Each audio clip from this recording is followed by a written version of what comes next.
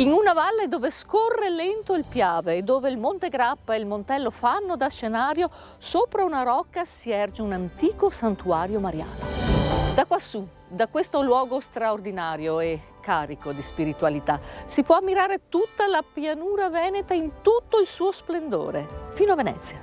Qui tradizione e religione si incontrano e si sposano a paesaggi unici e a cartoline strepitose che noi, di itinerari, naturalmente porteremo nelle vostre case.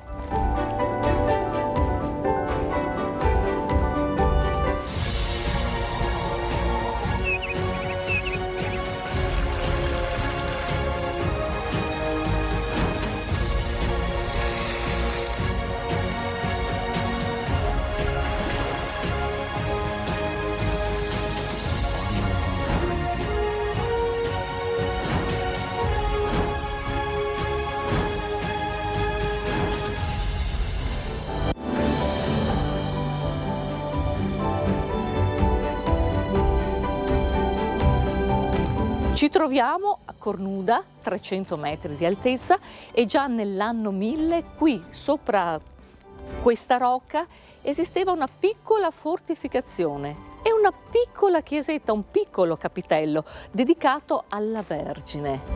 Una grande devozione di questo paese e una bellissima storia tutta da raccontare, vero Agostino? Sicuramente, una rocca per ripararsi dalle incursioni nordiche, che poi nel corso del tempo è stata assalita da più famiglie, dagli Ezzelini, dagli Scaligeri, ma poi è rimasto il santuario che secondo la leggenda ha addirittura un'origine legata ai crociati.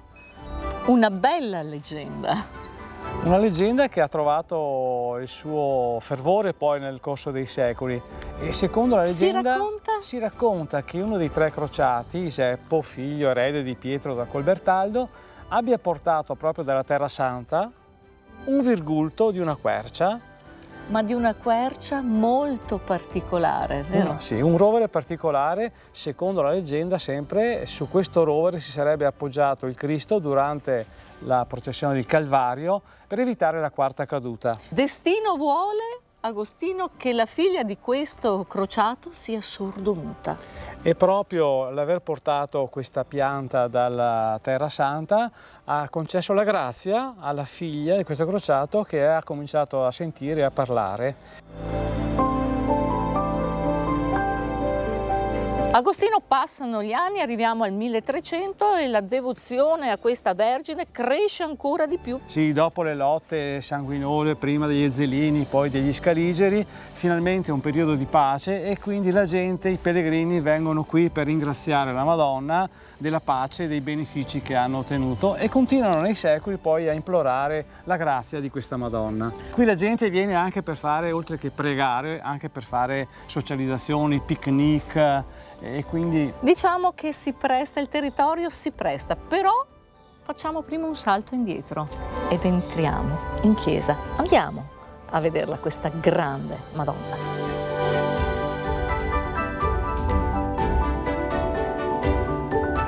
Vero è che qui abbiamo il virgulto della quercia dove nostro Signore si è appoggiato durante il lungo viaggio al Calvario. Ma vero è che in questa quercia attorno al 1200 è apparsa anche la Vergine Maria. Ce lo racconta Donato. Benvenuta Ida. Grazie ecco, Donato, andiamo. grazie. Era più o meno il 1200 e cosa accade? Accade che c'è questa apparizione della Madonna, una sordomuta, che è figlia di un crociato qui di Cornuda. Ecco, questa ha avuto diciamo, la grazia di sentire, di parlare e a lei è stata consegnata diciamo, la missione di costruire una cappella qua sopra. Ecco, ma è arrivata questa devozione che si è sviluppata solo quando gli Scaligeri, padroni 1339, hanno lasciato e consegnato a Venezia. A quel punto, diciamo, la rocca è stata un po' abbandonata come tutti i castelli qui attorno. Quando si festeggia questa Madonna? In che mese? È stata la dedicazione al 25 di marzo, l'Annunciazione. Ecco, qui siamo non solo la mia presenza quotidiana e la comunità delle suore. E dico, sono una preziosità. Quindi lei, Don Ado, sa che noi non siamo fatti solo di pane, non lo dico io, certo, ma anche di spirito. Qui possiamo trovare pane per lo spirito. Un santuario questo così talmente importante, Don Ado, che l'anno prossimo sarà un luogo simbolo, proprio in virtù di questo grandissimo evento. Lo vogliamo già annunciare? Il nostro vescovo e i nostri vescovi, ma dovremmo partire dal Papa, che nella sua indizione ha voluto che i santuari fossero luogo particolare proprio per il Giubileo. E noi siamo indicati per la diocesi, insieme a qualche altro santuario, proprio per l'indulgenza e per i pellegrinaggi.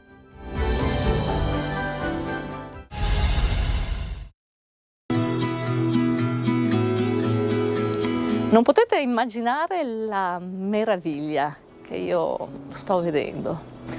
Una meraviglia che ci racconterà, che ci spiegherà il nostro sindaco Enrico Gallina. Buongiorno sindaco. Buongiorno.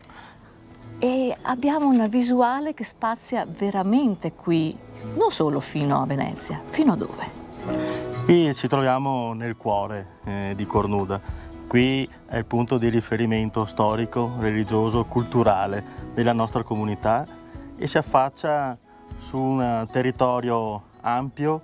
Cornuda è l'anello di congiunzione tra tutti i sentieri che si snodano dal Bosco del Fagarè fino ai Colli Asolani.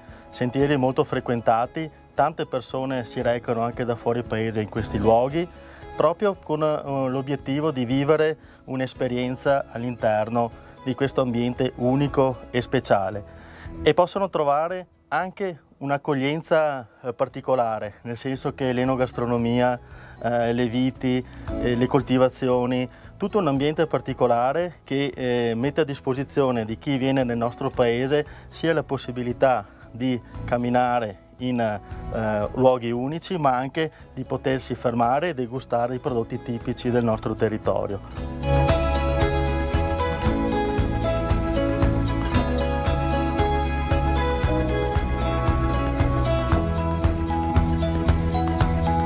A pochi passi dal santuario troviamo questi sentieri, sì.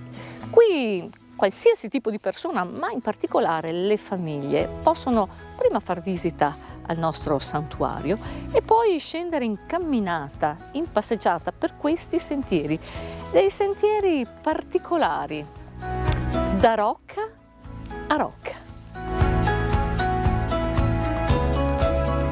Su questi sentieri, circa 50 anni fa, pensate, è nata una corsa proprio dedicata alle due rocche, vero Presidente? Sì, 50 anni fa, esattamente nel 1972, è nata la Due Rocche con il primo percorso Asolo-Cornuda che collegava appunto le due rocche. Un percorso storico che tuttora abbiamo nelle nostre gare. Quindi diciamo che è una manifestazione importantissima. Intanto ribadiamo quanta gente richiama.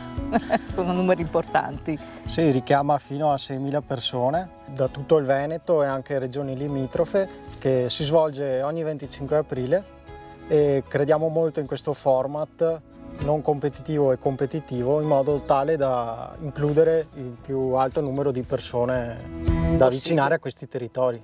Basti pensare che le gare non competitive, percorsi non competitivi, si svolgono su distanze che partono da 6 km fino ai 12, mentre le competitive si svolgono su percorsi più impegnativi ovviamente, che partono dai 20 km ai 35 fino ad arrivare ai 50 km. Ecco Patrick, queste sono le pendenze di questi sentieri, siamo a pochi passi dal santuario, ribadiamo adatti a tutti. Cosa incrociamo in questi sentieri? Perché Cornuda è anche terra di grande storia. Sì, questi sentieri battuti dalla guerra possiamo trovare dei passaggi in zone come la Rocca di Cornuda, dove siamo ora, per passare nella magnifica Valle di San Lorenzo, dove si apre uno scenario incrociando altri punti chiave di queste nostre colline. Troviamo anche trincee. Troviamo anche trincee sì, usate ancora in guerra, ancora aperte e ben tenute. Tra le colline e i sentieri di Cornuda non potevano sicuramente mancare i vigneti e il buon vino. È il 1948 e il bisnonno di Benedetta decide di piantare la sua prima vigna e da qui parte una grande avventura che si tramanda di generazione in generazione, Benedetta. Siamo ormai alla quarta generazione e l'azienda si è sviluppata molto nell'arco di questi anni, passando prima per mio nonno Giovanni. Siamo circa negli anni 80, è un'azienda mista del territorio, vale a dire che c'era l'allevamento, c'era la produzione di vino e anche la parte agrituristica. E ecco così che nel 1990 nasce la prima parte di cantina e ad aprile di quest'anno si ha l'inaugurazione del wine shop e della sala degustazioni dove ci troviamo oggi. Sì, perché questo è un vero e proprio punto di ritrovo per le persone che camminano attraverso le nostre colline, per gli amici che vogliono sorseggiare insieme un buon bicchiere di vino, ma che tipi di vino? Certo, ogni giorno questo locale è visitato da turisti sia nazionali che internazionali e questo è un motivo veramente di grande orgoglio perché insomma, siamo un buon punto di attrazione del territorio. Il fiore all'occhiello sicuramente l'Asolo Prosecco superiore di OTG nelle sfumature extra brut, brut, extra dry e dry millesimato. Si passa poi alla tipologia Prosecco DOC Treviso, anche qui dal più secco al più morbido, incluso il Prosecco DOC Rosé. Abbiamo varie tipologie di fermi, sicuramente i due fiori all'occhiello abbiamo il Merlot DOC Asolo Montello, abbiamo un Pinot Grigio fermo DOC Venezia e poi la linea si completa con altri vini fermi un po' più basici, un po' più semplici. Abbiamo un Merlot, un Cabernet e uno Chardonnay. Qui in Cantina Bedin, intanto non vediamo l'ora di vedere questo bel caminetto acceso per questo autunno. Si può degustare sì del buon vino assieme a dei buoni taglieri di affettato e di formaggio, ma ci si può anche allietare con l'arte. Certo, la cantina è un po' disseminata di opere d'arte. L'artista che abbiamo scelto per dar vita ai nostri ambienti è Valentino Moro, è un artista locale che lavora con il ferro, la pietra e il legno. Possiamo infatti vedere il tavolo, questo è un unico pezzo di legno. Abbiamo l'imponente caminetto con un bel masso, una bella roccia. Sì. E poi abbiamo tutte le opere che sono anche all'esterno della cantina, le insegne.